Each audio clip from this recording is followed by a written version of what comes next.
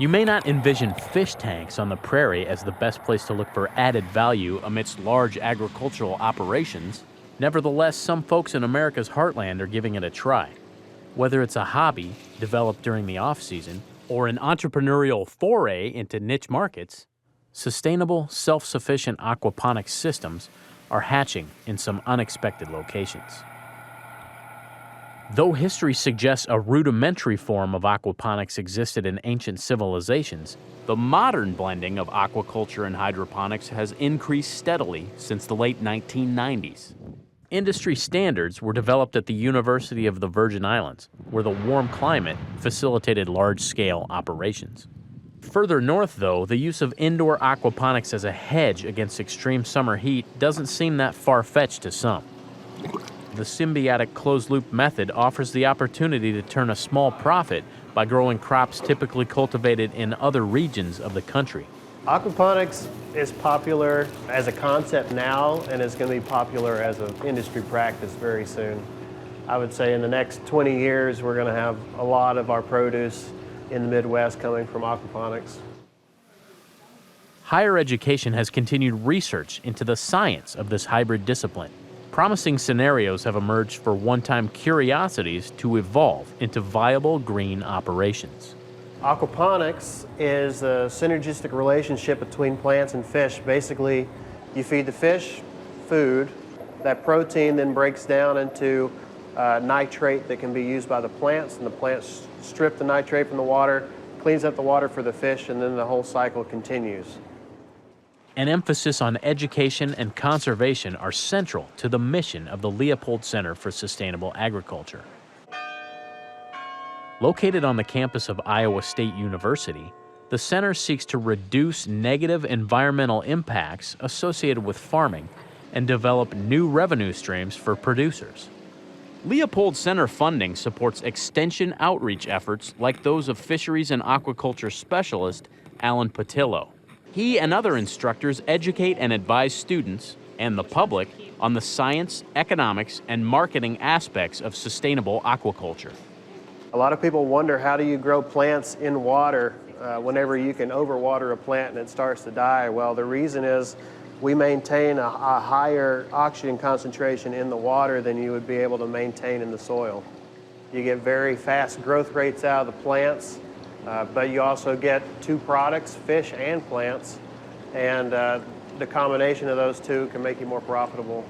All kinds of plants can be grown in this environment, though herbs and leafy greens currently are the most common crop. And for those lured to try their luck raising fish, a certain African species just might be the perfect catch. Okay, he's a good size. Right now we're using the Nile tilapia, and that's a very popular species to use for aquaponics. It's very easy to grow. It has a lot of tolerance to poor water quality, which for a beginning fish farmer might be an issue for them. Oh, who's the TV star today? Iowa State Extension helps local producers kickstart operations that seek value in the spaces between the traditional monoculture of corn and soybeans. Earl and Jeff Hafner operate Early Morning Harvest near Panora, Iowa. The father-son team says for generations in their family, farming is the only life they've ever known. Firmly rooted in their role as stewards of the land, the Hafners began to incorporate their vision of sustainability over a decade ago. The whole farm's organic. Small grains, the wheat, the rye, the buckwheat, corn, soybeans, and also the pasture and forage for the cattle, because the cattle's organic. You have to protect the environment. You know, every farmer out here, you know, the soil is his life. You know, the plants and the animals are his life. Anything that destroys the environment would destroy his livelihood or his kids' future's livelihood. After discovering aquaponics, Hafner helped pass his free time while serving in the military overseas by reading up on the subject. Upon returning to Iowa, he expected to simply start a new hobby. What intrigued me the most is Grandma was a big gardener. I always liked to garden. However you plant your garden, and as most people know, then you have to go plant your corn and soybeans. You come back 30, 40 days later, and you about know what your garden looks like.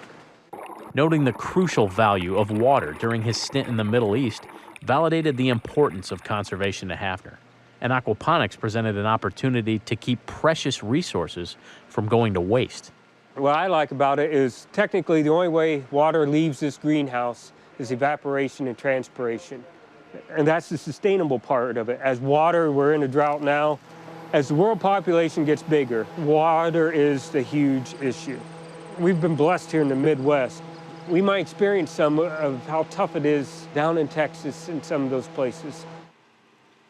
After receiving a grant from Iowa State to continue his work in aquaponics, Hafner took a hard look at the economics of the endeavor. If you wanted to raise cattle, you went to the banker and said, I'm going to raise 100 head of cattle. He knew there's industry standards. He knew the numbers. And when I was looking at the numbers, it was tough to find numbers on it.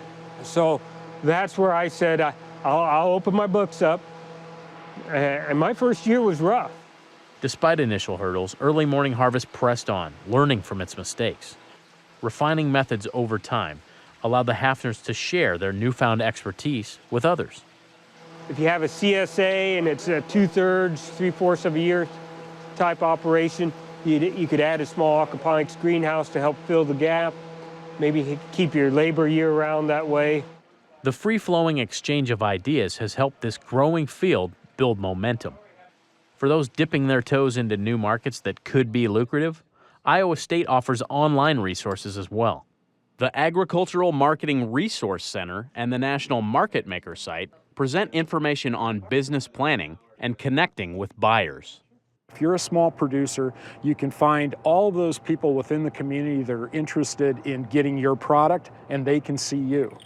One of the nice things about aquaponics is that you can start very small and scale it up. Find your customer, find your client that's going to want your product, and as you've seen in this kind of system, you can create extremely high-value products. For Market to Market, I'm Josh Bittner.